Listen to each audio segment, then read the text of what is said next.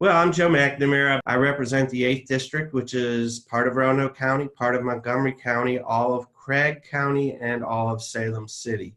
I'm newly elected into the House of Delegates, elected last fall, and looking forward to another session coming up. There's a 140-member body, 40 in the Senate, 100 in the House of Delegates, and I am the only CPA, so that's kind of exciting from my perspective, and I think it's kind of exciting that we have that CPA trained voice looking at our budget cycle.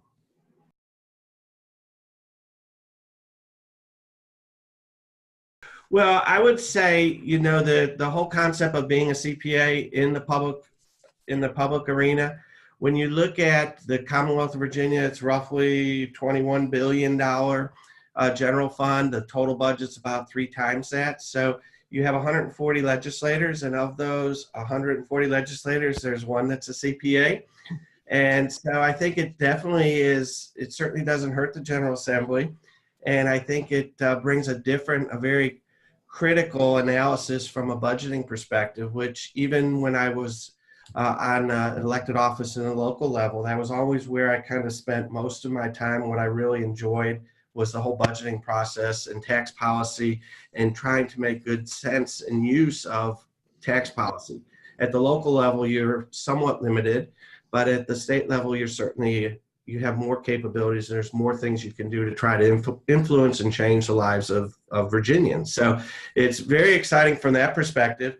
I would also say the General Assembly is extremely hierarchical in its design. I went in mid-session. I was actually number 98 out of 100, and you do not get, you don't have the clout, if you will, in the General Assembly at number 98 than you would at perhaps number 50 or number 15. And so this session was a real interesting session from the perspective we had the significant, we had the Jobs Act on the federal level, the tax changes and Jobs Act on the federal level, which impacted the revenues at the state level pretty significantly. So we had an opportunity to really look at our tax policy and what changes we were going to make. So even though I was number 98, I certainly had some more influence in creating policy, a significant policy, in my opinion, one of the most significant policies to come out of the General Assembly this year, just as a result of having the CPA credentials and the credibility that brings to the table. So from that perspective, it was very, very exciting.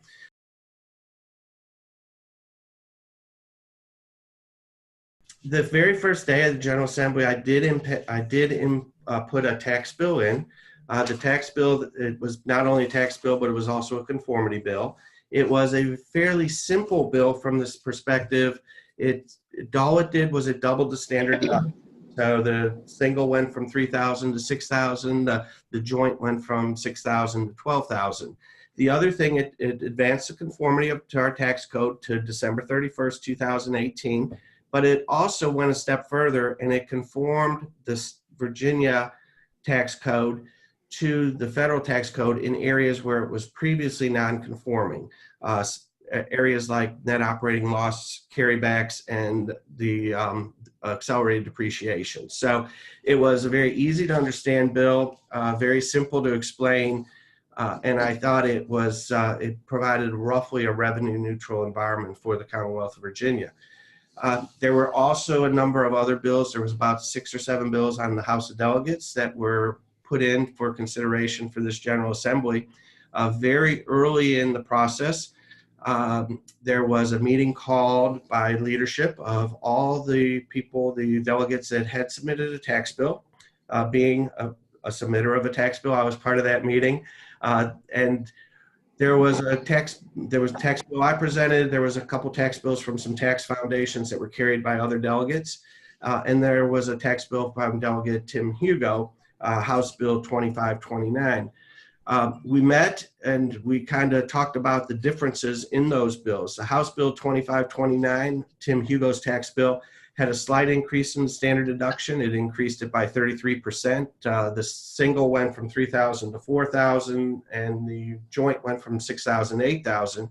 It also decoupled the itemization from the federal return. So whether somebody itemized at the federal return was not a determining factor that they had to itemize at the state level return.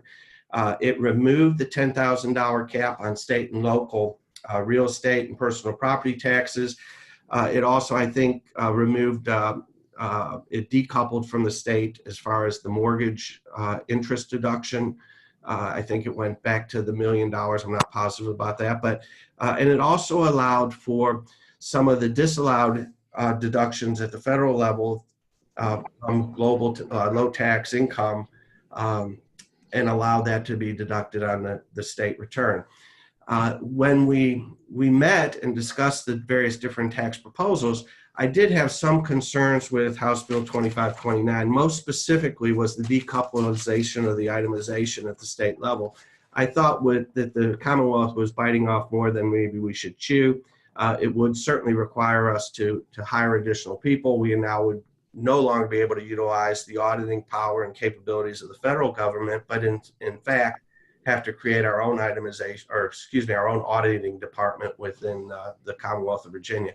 Did not seem very efficient, did not seem very efficient to the tax preparers, did not seem very efficient to the taxpayers in general. I also was a bit concerned that there was no limitation, because the piece limitation went away at the federal level, but the federal level, they did put some caps on the itemization deductions. And so with removing those caps on the deductibility on your Schedule A's without a piece limitation, I thought was concerning, and was a pretty significant change in the tax code that I didn't know that we really should be going down. We should be progressing on. Now, I will say the result of that meeting was a determination by leadership, and that the House Bill 2529 was going to be the preferred choice from the House of Delegates moving forward. So as the process evolved, and it's kind of really interesting as those processes evolve, the Senate has to come up with their bill as well. And so the Senate came up with a bill that was actually quite a bit closer to the bill that I originally had put in. The Senate bill, which was ultimately what ended up being House Bill 2529. House Bill 2529 was augmented and changed pretty significantly throughout that process.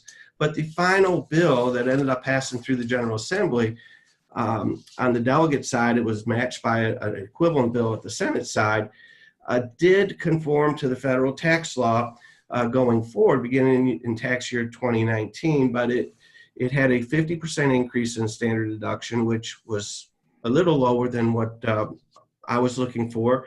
But still, the standard deduction hasn't been changed since 1989 at the single level, and I think 2004, 2005 at the joint level. So the timing is there. It makes sense. It does remove the cap on some state and local taxes, but at the very end of the negotiating process, the piece limitation, we deconform from the federal tax code by reinstituting the piece limitation at the state level. So the fact that that was put into the bill, it coupled with the removing the limitation or the cap on state and local taxes, made me feel a whole lot better with the way that bill was designed.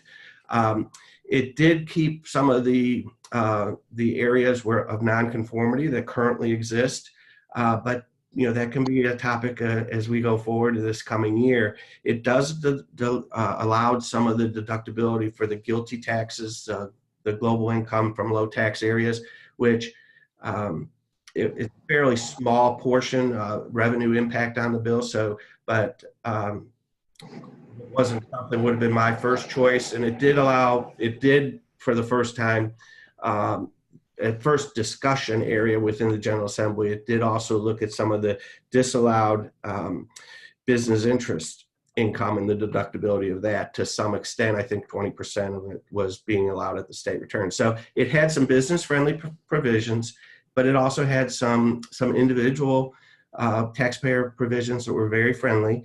Overall, I think it was a good bill. And I was happy to be a part of that. It's real exciting as we go into this coming General Assembly because there's still some room for some additional tax policy changes. The what a lot of the work I hope to do this fall is working with the major stakeholders and trying to understand where we can make the tax code more efficient, not only for the individuals paying the taxes, but for the preparers, from the collectors, and better structure our remove some of the all the different exceptions and small little tax code bills that make us less than as efficient as we could be.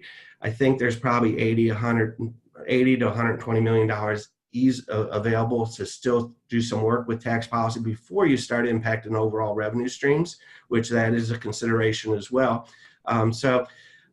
That's really the goal as we go forward with this fall, is try to take some of the expertise. Well, my expertise is certainly not on the level of many of the people that might be watching this that are active in the tax preparation business, which I am not. Certainly the expertise is somewhat different than the majority of the members of the General Assembly. So I think there's really an opportunity to try to look at what we can do from a change perspective and try to build up support to make our tax code more efficient going forward.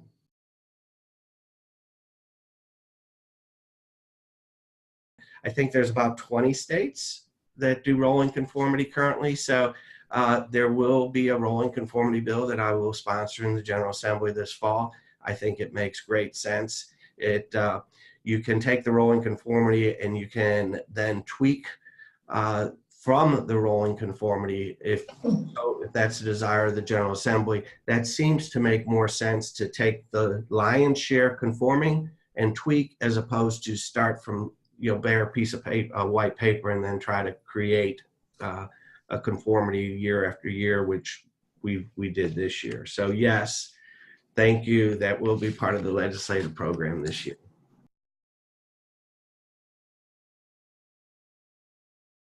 I think it's very interesting. The CPA members that come through the General Assembly and do the lobbying, both from the Virginia Society of CPAs as well as the practitioners, are a very, very well-respected group among the legislators. So I think there is a really, there is a very strong feeling that there's a lot of competence, that there are people that are looking to make to make our Commonwealth greater and more efficient and effective.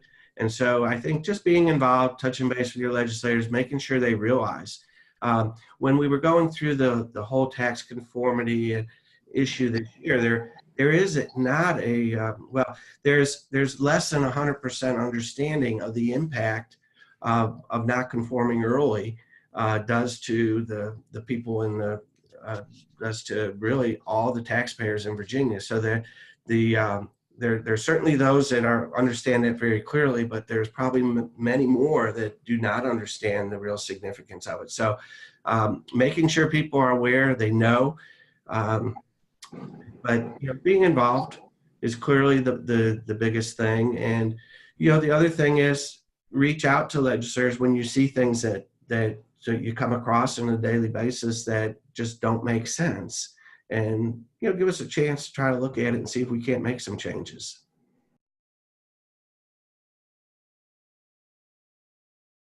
From a CPA perspective, you also have a great opportunity to look at long-range planning.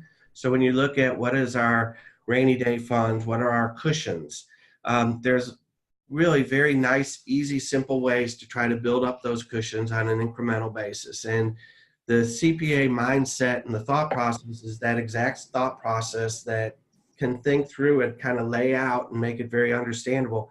We're at A, how do we get to B or C? And do that in an incremental long-term solution basis. So I think that's not really tax policy, but it's almost saving policy, if you will. And I think we bring a unique set of skill set in that regard to the table. When we're going to actually really sit down and try to understand all the different exceptions within the tax code, and then all the different little tiny tax changes that could impact the state and local. So I think you saw in this General Assembly session a bill passed to allow an incremental sales tax uh, by voter approval for uh, Halifax County. And I think you're going to see a lot of counties coming back and cities coming back next year to try to put that incremental sales tax on. If you're going to put that incremental sales tax on and you're giving localities an additional tool to collect revenue, are you going to keep all the other tools they have to collect revenue, or are you going to try to make things more efficient? And business license tax is one that I think is just an inherently unfair tax the way it's designed and created at the local level. So is there opportunities from the state level that we can keep localities revenue neutral, but remove a tax that is just ill-conceived and really doesn't pass the muster when you look at what the pillars of good tax policy would have. The litter tax is a great example. It's every single business hits the litter tax. It's $10 or $25. It's not even on a bill. It has to be paid online. So people forget. The big businesses have staff to take care of. The small businesses, they forget, and so now their $10 or $25 litter tax is $50 litter tax, and so little areas like that, these little tiny things that have crept into our code over time, we have a great opportunity right now to really look at some of those things and see how we might be able to change our code from and policy perspective going forward.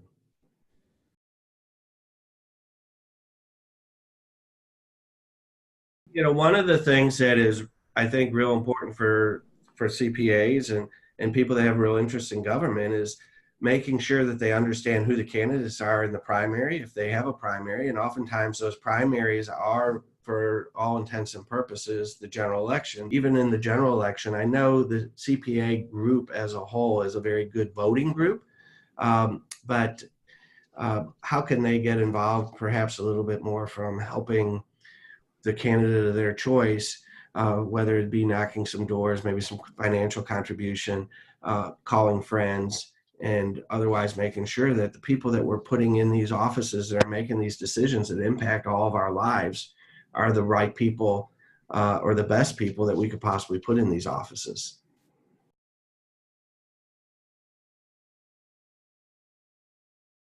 I had a pretty good idea, quite frankly, of what the General Assembly was going to be like, because I've been going to it for a lot of years and being involved at the local level. But one thing that was quite interesting or surprising to me, I guess I would say, is there is a lot more working across the aisle than I expected. The news media there's certainly the areas that there's pretty strong disagreements between Republicans and Democrats. But the news media will certainly concentrate on those disagreements and with most of their reporting. So it was quite surprising, interesting from a pleasant perspective, how well really all the members of the General Assembly do work together. We do have a couple of the big hot buttons, but for the most part, there's an awful lot of working together across the aisle. And at the end of the day, Virginia is an effective. We adopted a budget. We were a day late, which isn't bad, but we got to where we needed to go, and there was a lot of extra noise, if you will, coming out of the executive offices this session, but people were able to kind of put that behind them in the back of their head and go about doing their business. So from that perspective, I was very pleased and really enjoyed being part of that group.